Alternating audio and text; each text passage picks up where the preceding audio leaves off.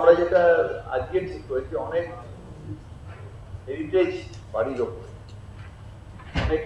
বাড়ির ওপরে ইলিগাল, মানে ইলিগাল বলবো না, হোর্ডিং দিয়ে হেরিটেজ তো বাড়িটা দেখার জন্য সেটাকে ঢেকে দেওয়া হচ্ছে বা পোস্টারিং করা হচ্ছে, ডিফেসিং অফ হেরিটেজ ভ্যালু। এইটার এগেনস্টে আমরা কর্পোরেশন থেকে নোটিশ দেবো যে এগুলো করতে পারবো। ইভেন যদি বাড়ি থেকে যে পোস্টার মারা রয়েছে আমাদের, আমরাই খুলে দেবো, কারণ পোস্টার মারা হেরিটেজটাকে ঢেকে দেওয়া এটাও অন্যায়। আমরা একটা হেরিটেজ নিয়ে আলোচনা করেছি যে আমাদের আগের যখন 2011-র আগে যে বোর্ড ছিল, অনেক জায়গায় দেখছি যে যার উপর যা রাগ তাকে একটা হেরিটেজ দিয়ে দিল, কেউ একটা ইয়ে করে দিল। আমরা দুটো ভ্যালুর ওপরে একটা সাইন্টিফিক, যাদবপুরকে শিবপুরকে লাগিয়ে সাইন্টিফিক ভ্যালু অফ হেরিটেজ, অর্থাৎ হিস্টোরিক্যাল ভ্যালু কি আছে আর আর্কিটেকচারাল ভ্যালু কি আছে, একটা সাইন্টিফিক এর উপরে হেরিটেজ হওয়া উচিত। হেরিটেজ আমার ইচ্ছে হলো আমি এটাকে হেরিটেজ করে দেবো, ইচ্ছে হলো না এটাকে হেরিটেজ করলাম না, এটা হয়। আমার কাছে একটা কমপ্লেন এসছে, একজন বড় মানুষ ছিলেন, তিনি চা খেতে গেছিলেন বলে সেই বাড়িটাকে হেরিটেজ করে দেওয়া, একবার চা খেতে গেছিলেন। তাহলে উনি জীবনে কতগুলো বাড়িতে চা খেতে গেছিলেন সেটা করে তাহলে সবকটাকে হেরিটেজ করা উচিত।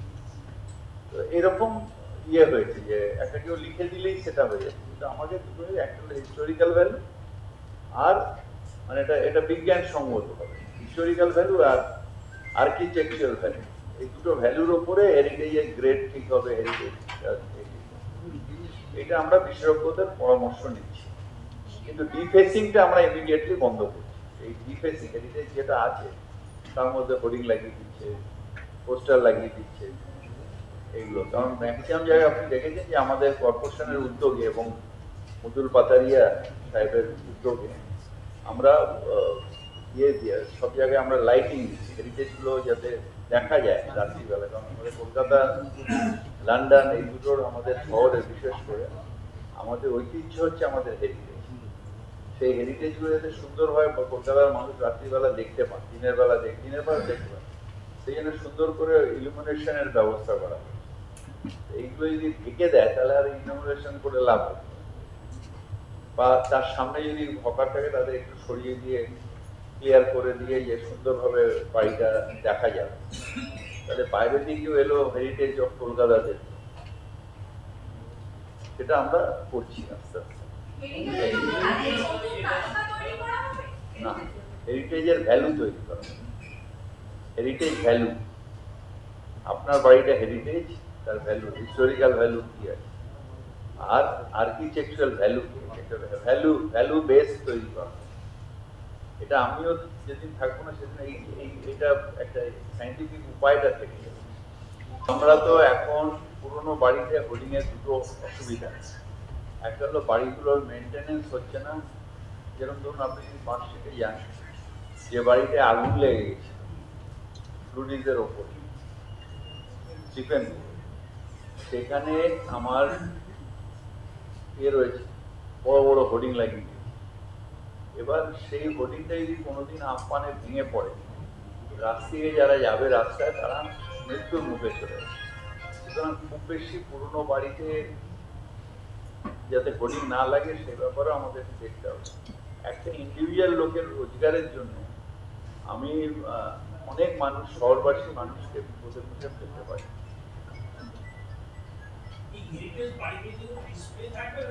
হ্যাঁ, আমাদের হেরিটেজের মধ্যে আমরা ব্লু প্লেট লাগাচ্ছি।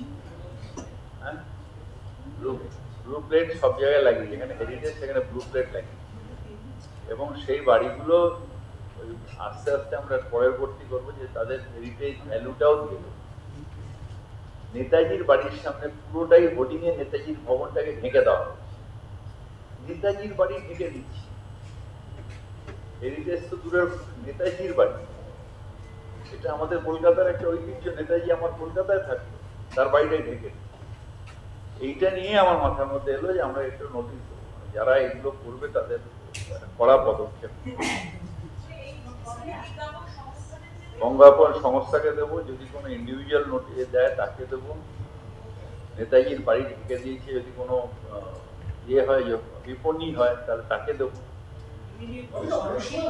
আমি সরিয়ে দিচ্ছি, নেতাজির বাড়িটা সরিয়ে দিচ্ছি, কিন্তু নেতাজির বাড়ির পরে বিদ্যাসাগরের বাড়ি থেকে দেওয়া হবে। সবকিছু তো আর ডান্ডায় হয় না, মানুষের চেতনার দরকার। নেতাজি ভবন আমাদের কাছে নেতাজি একটা ঐতিহ্য, এটা আমার চেতনা। যে করেছেন সে হয় অবুঝ আর নয় তার কোনো বুদ্ধি নেই, মানে চেতনাহীন মানুষ।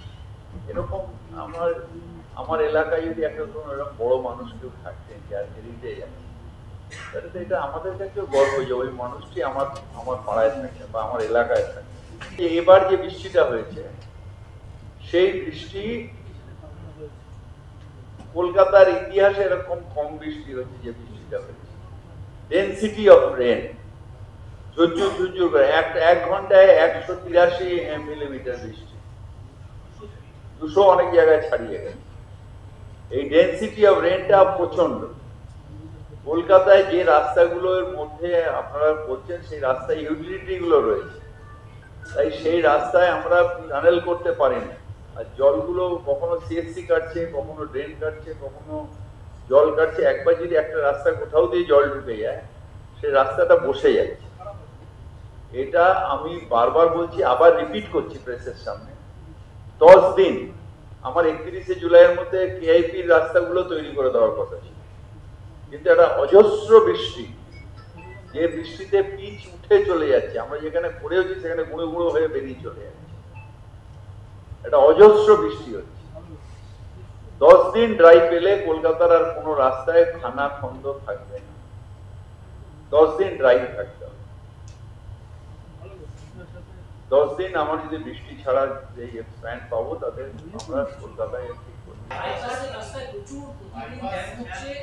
তার কারণ হচ্ছে বৃষ্টির সময় এমনি আমাদের রাস্তা খুব স্লো হয়ে যায়। কালকে আমিও বাইপাসে ছিলাম, স্লো হয়ে যায়। কালকে রাত্রিবেলা ঝামা করেছে সুকান্ত, আজকে যদি আমরা ড্রাই পাই তাহলে বাইপাসের রাস্তা আমরা করে দেবো।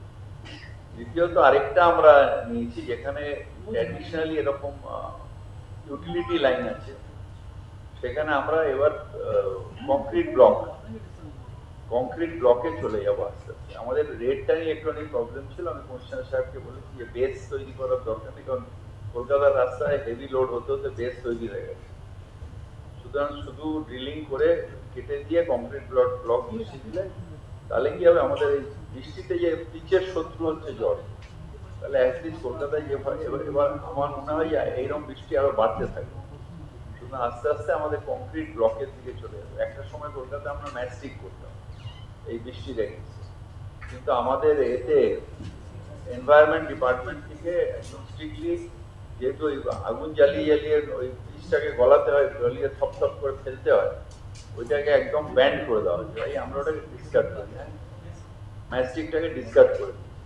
তাহলে আমাদের একটা অল্টারনেটিভ কিছু দেখতে হবে, সেই জন্য আমরা কংক্রিট ব্লকের দিকে যাচ্ছি।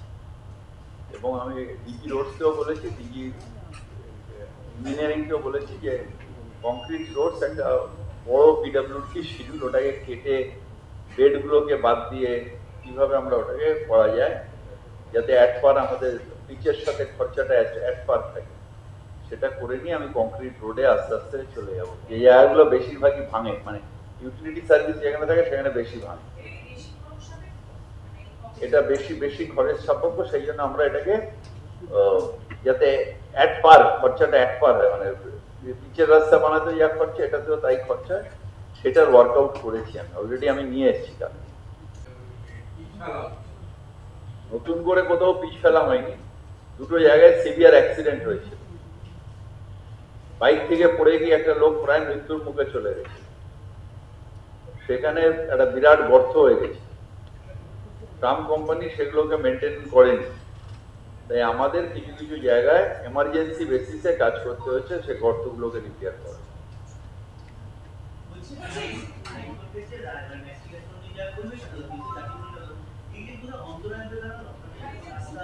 ম্যাস্টিকটা হলে আমাদের কলকাতায় যে এনভায়রনমেন্ট, হেভি রেন, সেটা ম্যাস্টিক হলে আমাদের অনেক, একটা ম্যাস্টিক করলে 10 বছর চলে। কিন্তু এমনি পিচ হলে আমাদের এই যে রেন হচ্ছে, এই যে ডেন্সিটি অফ রেনটা এত দমদম করে পড়ছে, আমাদের পিচগুলোকে উঠে যাচ্ছে। আর একটা জায়গায় কোথাও যদি জল ঢুকে যায় তাহলে পুরো এলাকাটা আমাদের নিচের সয়েলটাকে হালকা করে দেয়। সেটার অল্টারনেটিভ হচ্ছে কংক্রিট, যেহেতু এত ইউটিলিটি থাকছে আমরা কংক্রিট করতে পারবো না, তাই ওই কংক্রিট ব্লক দিয়ে যেখানে ইউটিলিটি দরকার ব্লকগুলোকে তুললাম, ওইটাকে সারিয়ে দিলাম। ধরো একটা জায়গায় সিএসসির কেবল ফল্ট হয়ে গেছে, তাহলে ওগুলোকে তুলে সারিয়ে দিয়ে আবার কংক্রিট বেডটাকে তৈরি করে মানে ঝামা দিয়ে আবার কংক্রিট ব্লকগুলোকে বসিয়ে দিলাম। নাহলে তো ওয়েস্টেজ অফ মানিও হয়ে যাচ্ছে না অনেকটা।